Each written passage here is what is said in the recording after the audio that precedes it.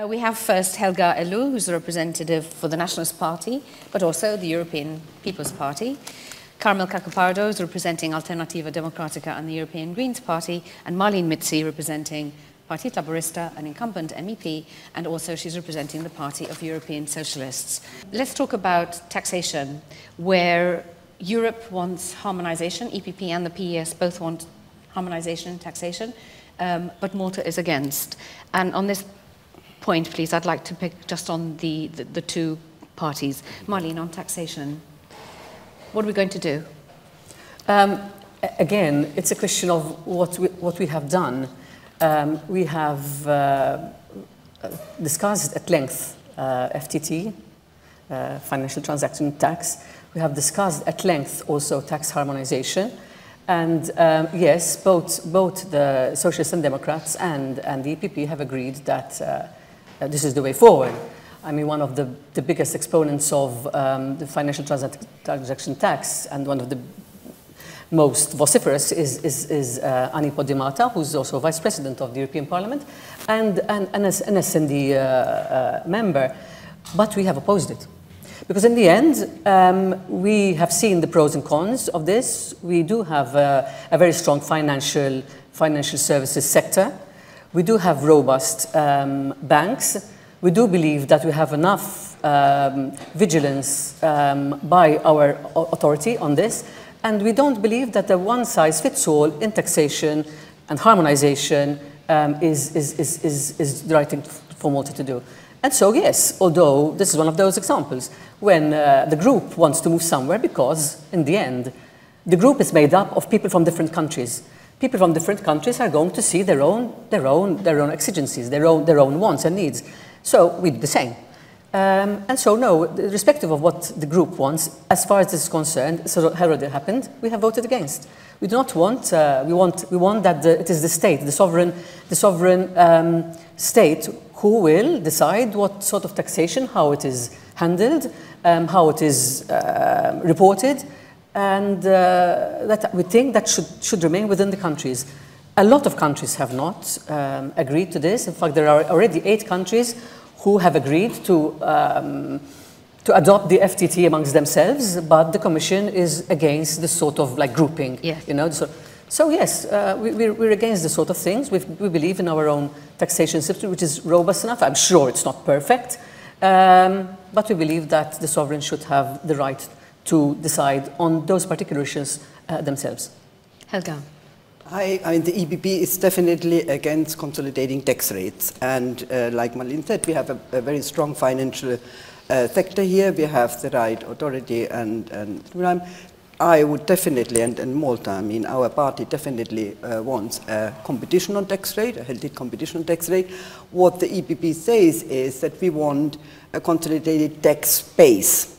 Now, this is on corporate taxation. It's to make it easier than for companies to fill only one tax return on the EU business generally. That is not the tax rate. That's exactly, it's a different concept. And that one can discuss it and whatever. I mean, even about banking sector, like Marlene says, I mean, we have a good and a strong and profitable banking sector. Very conservative, but it served us well in the financial crisis, so it didn't become an economic crisis. So I think that should be at a national level. Okay. Carmel, the Greens have stated that the tax burdens weigh disproportionately on low and median income earners and on SMEs. Now, you want to try and actually shift the tax burden from labour employment onto pollution and waste. Yes. And this is very much in line with the Green agenda.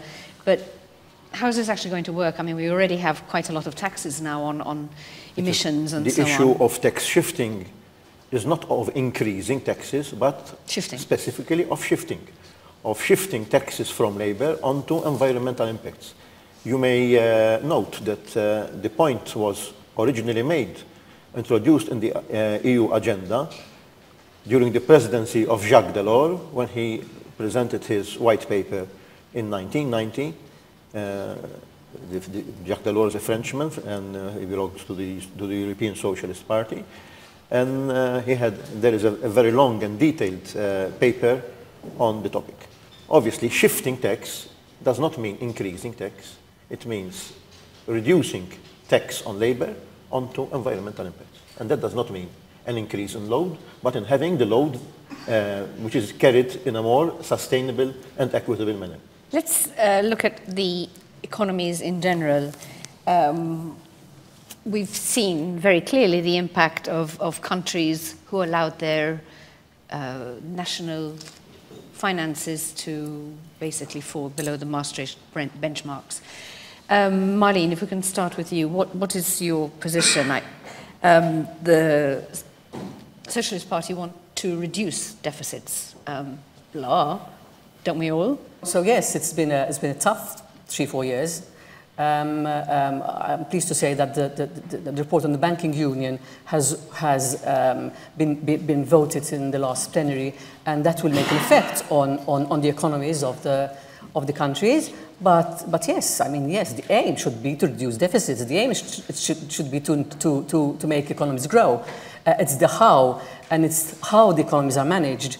Yes, in Malta we have managed fact which has been certified by the Commission, that we have reduced our deficit, and we have a growth rate which is above what has been forecast for the Eurozone, because the Eurozone, the Commission is forecasting 1.2 for 2014 and 1.7 for 2015, and we are on 2.4 increase in the economy.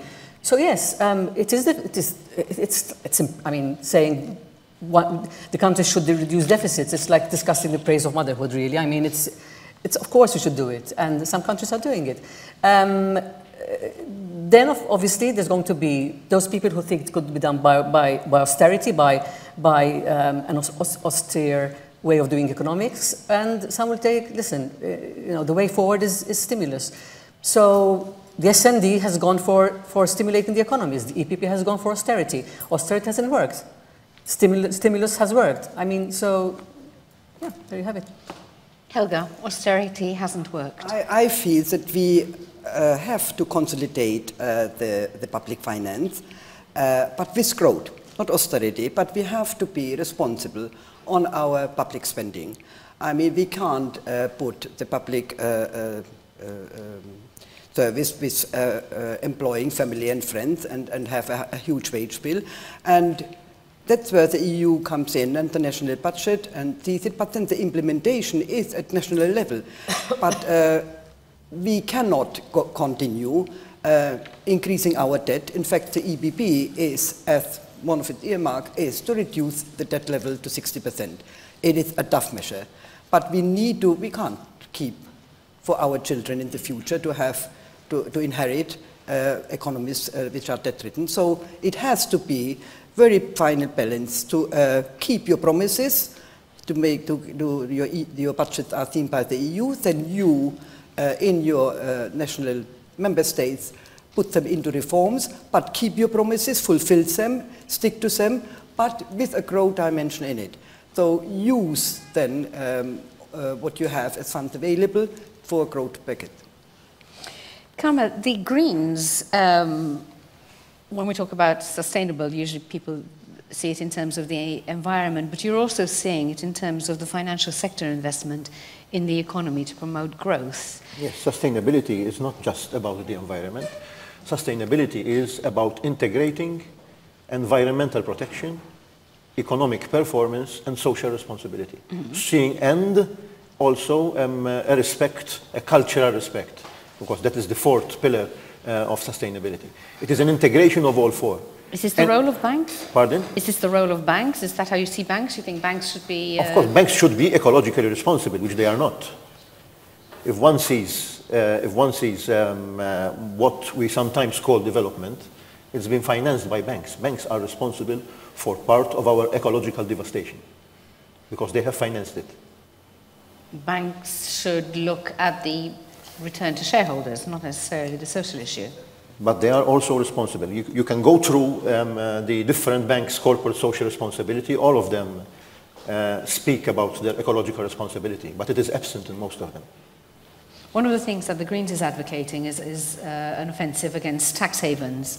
That will obviously have an impact on Malta, won't it?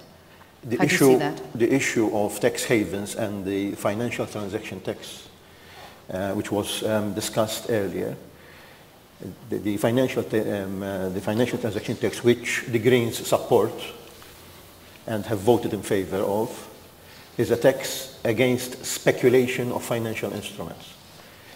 Tax havens is a manner of avoiding taxation and as a result of avoiding one's social responsibilities. We speak about our social responsibilities, but it's time we move on from speaking to acting. And tackling tax havens is a way of shouldering our social responsibilities. Let's move on to the topic of SMEs and competitiveness, which Carmel has already touched on. Helga, the EPP are pledging to create conditions that favour SMEs, family businesses, and so on. This is the kind of thing which makes most voters roll their eyes and go, we already have a Single Business Act, we already know all about think small first, etc., etc. What really are you proposing? Which is different? Excite me. I mean, you're correct. I mean, it's been looked at a lot of words, a lot of words. Things, and in reality what is happening. And I think that especially is very relevant for Malta, because as I have very often said, in Malta we don't even have SMEs, we have micro. I mean, our companies are so small, quite a number of them under 10 employees, but I think what is needed as well, and where the EU needs to help as well a bit more, and it can be brought up from a Malta perspective at the EU level, that we need to see ways where smaller companies, horizontal and vertical, can merge in order, because we have the internal market. It's a huge market. We haven't yet utilized it, and the internal market still needs to be completed. There are a lot of areas in the internal market which still need to be seen to. But I think on the Maltese level, we need to see ways and means how we can, and it's happening already, where companies are merging or working together, because obviously we cannot look internally. We do not have a market, or our market is, you can't call it a market. So we have to look outside, especially in Malta, it has to be export. And that we can only do if we get strength by pooling together, by do marketing together or product development together. And I think that is a mindset which we have to get into Malta, which we haven't yet developed. But then there's another part which I think is very important. We are always looking at what we have now, but there is a big digital market, and that is a new industry. And I think Jean-Claude Juncker came out very strongly on that. And I think that for Malta is especially very important, because a digital market is brain power. So your island position doesn't even come into it. And we know we have a lot of talent. I have been at the ICT at university.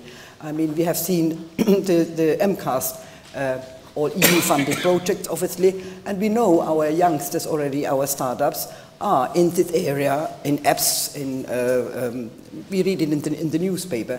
And we know as well at European level that these young companies, 5 years old, are actually the ones who are employing.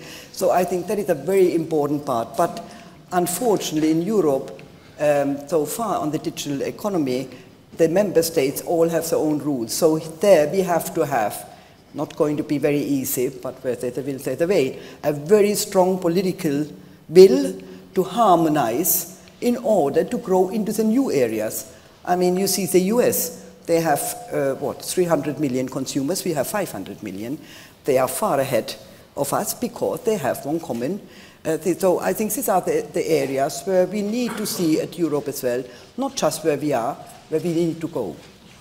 Marlene, in your manifesto, one of the priorities is actually employment. Mm-hmm. Explain really what you intend to do with your industrial policy to try and help SMEs create.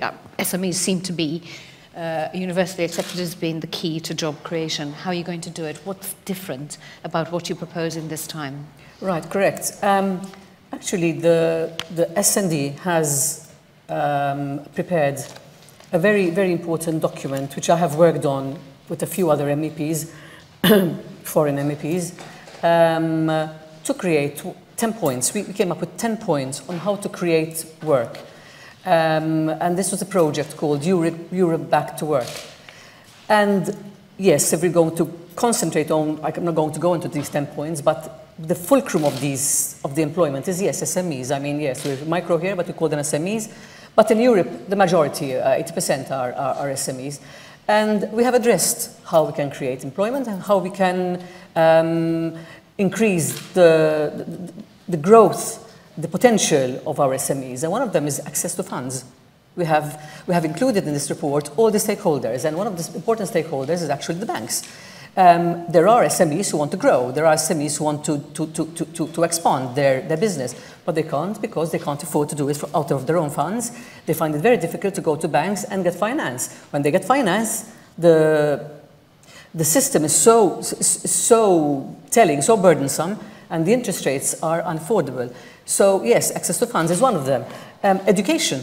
We have to prepare our workforce for that these SMEs will find the right people for the job. So we have to address skills mismatch.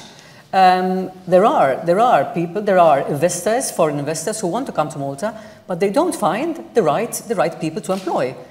So they are employing foreigners, fine, no problem, it's their right. But ideally, with the 5,000, 6,000 unemployed persons, ideally would have had a number of persons going out into the work market and finding the job that suits them, with the right qualifications being used, with the right salaries being paid, and that is what we need. Bureaucracy. SMEs find a wall. I mean, when they want to do something, when they want to access funds, EU funds, it is something which is out of this world. And this is something else which I addressed in European Parliament, where I said, listen, bureaucracy has to decrease. We can't have people with information that they want to do something, they have opinions, they have the potential to do something, and yet they're going to find reams and reams of paper to fill and commas and full stops not in the right places. That's what's happening. So yes, SMEs it's a cocktail of things that we have planned for SMEs in this manifesto, and it was not academic, it is real, it's concrete. I mean, we have to stop speaking and we have to act on these things, because these are our lifelines. Carmel, the Green Party has picked on one particular aspect, which is the youth guarantee scheme, the youth employment scheme. Can you explain to us what you believe about this? Well, the youth guarantee scheme was proposed by the Greens way back in 2009, and with all good points, it was taken up by all the different groups. That's fine. In fact, it was a report which was submitted by the Danish MEP Emil Turunen in 2009. And she's a SND. She's a SND. Oh. Oh yes. The report of the group was by, as you say, by Turunen, but obviously the input on the youth employment guarantee has been consistently being made since 2009 by the Green Group, and before the time you were a member of the European Parliament. And fortunately has been taken up by all. Obviously, the way in which it is being applied currently on a European level varies from the way in which it is being applied locally, because the basic criteria on a European level is addressing those countries where the youth unemployment is excessive. It is in excess of 25%. We are barely halfway, fortunately, and I hope that it will be reduced in the coming years. But speaking about employment, I think two important areas which the Green Manifesto deals with also are the Green New Deal and the setting up of European Renewable Energy Community. The first one deals with the need to stimulate the green economy in different areas, and areas which easily come to mind in Malta being the waste management area, which is heavily untapped, in particular the recycling area, water and energy. And speaking specifically on energy, the Greens have been focusing on the need to create a renewable energy community by focusing on the need to increase substantially the generation of renewable energy throughout the European Union. we need to go up from the 2020 targets until we achieve possibly a carbon neutral society by 2050. Okay. I've been to a number of conferences on the environment, and I've been to the green economy conferences, which talk about how the green economy actually creates jobs and saves money for businesses, etc. But the reality is that many member states have failed to meet any of these targets anyway. Helga, this is what the Greens want. Is it possible? No, I think we need to drive that, yes. I agree with the Greens, and definitely I think the economic possibilities there, which we have to embrace, and especially here in Malta, I mean, like waste management, which is definitely on a very low level. In buildings, that we have in buildings, the renewable energy, the protection against sun and all that. Yes, these are all, but then what we need to do is as well, doing it at education level. You can't just expect that to happen in the economy when you don't prepare on an education level. So you have to prepare at a very early stage already youngsters for the prospect that there are jobs outside, and leads them to it. And I think that's where my call has always, for business and academic, to much more closer linked. We are still having, I think, abroad at European level, it's happening much more in other member states. We in Malta are lagging behind. That entrepreneurs are expecting, but rather they need to as well go out, and even education institutions need to go to the businesses, because then we can have this round-the-table discussions of the future of what is available in the economy, and the students are prepared and already having the outlook where they can go. Don't wait till they are ready or till they are graduate. It's too late. You have to start far earlier, and I think that's where education is key to employment, to the economy. The Socialist Party have taken something which is perhaps a little bit more innovative, rather than just setting targets and percentages. You're actually promoting the idea of project bonds, which will actually sort of finance good investments in the green economy. And you're also looking at a revamp of the environmental regulation, an improved cap and trade system for industrial emissions. So can you explain to us how these would actually work, and perhaps even at a local level? True. The project bond is one way of actually stimulating entrepreneurship. And this would address those who would have a project in mind. It's basically like an institution where you can actually not bypass the banks, but you'll have people who would understand more, who would be more receptive, who would be more understanding, who are, I would say, more in the risk business, because banks, although they lend us money, they're not in the risk business. Banks will not lend you 100 euros unless you have 100 euros to give them back. So yes, this is something that we have addressed.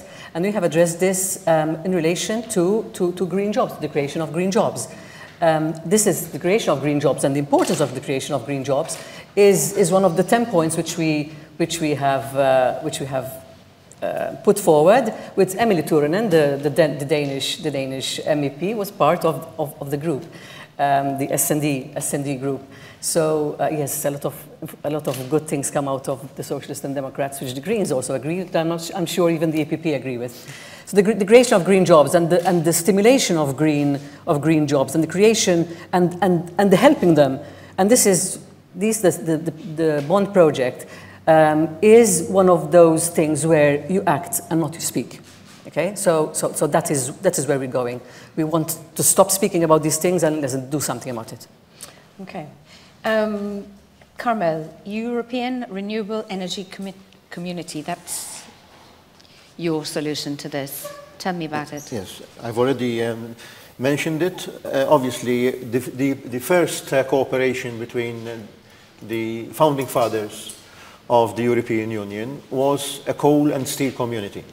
They selected an industrial operation, an industrial area in which they could cooperate.